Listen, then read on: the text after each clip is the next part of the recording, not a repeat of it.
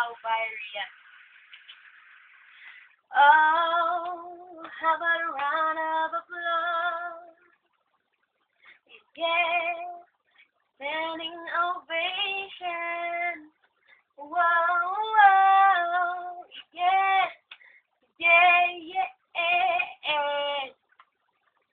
You look so dumb right now, standing outside my house, trying to apologize. You're so ugly when you cry. Please, just start it out.